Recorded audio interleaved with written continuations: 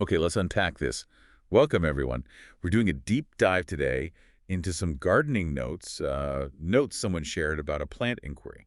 Yes, and it looks like these notes zero in on one plant in particular that really caught their attention. Right, it's called Strobilanthes Dyeriana. Yeah. Probably know it better as the royal purple plant. And reading between the lines here, it seems like the author is seriously considering getting one, maybe weighing it up against some other options. Exactly. So our mission really is to sift through these observations, pull out the key facts about this plant, and, figure out the main question the author is grappling with. Okay.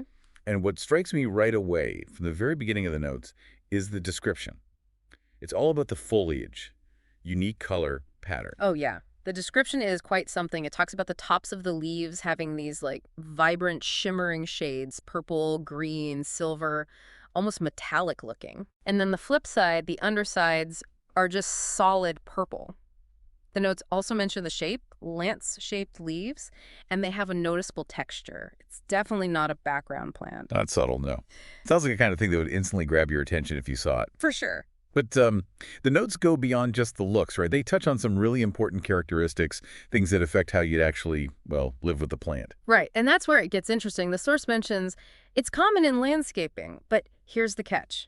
That amazing purple color, which is, let's face it, the main selling point, Yeah. it tends to fade as the plant gets older. Ah, okay. Yeah. So that incredible first impression might not last. Yeah. That seems like a really crucial detail. It absolutely is. And this fading issue connects directly to another big observation in the notes. You see, Strobilanthes Dyeriana is actually a perennial evergreen shrub. Meaning it should live for several years, keep its leaves. Exactly. That's its true nature. And this is the key thing. It's very often treated, you know, commercially and by gardeners as if it were an annual. Hold on.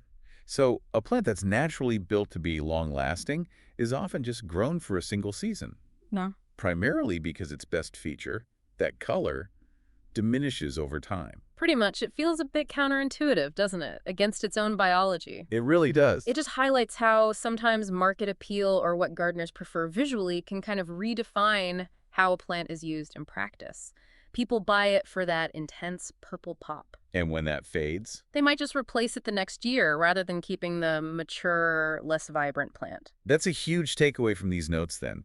This disconnect between its perennial evergreen identity and its common treated as an annual fate, all tied to aesthetics. And the source actually puts a price tag on this decision point, around MYR 22 per pot. MYR 22. Okay, so the author is looking at this visually stunning plant, Knowing its star feature fades. aware it's a perennial often used like an annual. And factoring in that price. Which leads us right back to their core question, the one that seems to jump out from the notes. Should they actually get one? It's clearly not just about liking how it looks initially. No, it's about weighing all these different aspects. It's kind of a classic plant buying dilemma, isn't it? It really is.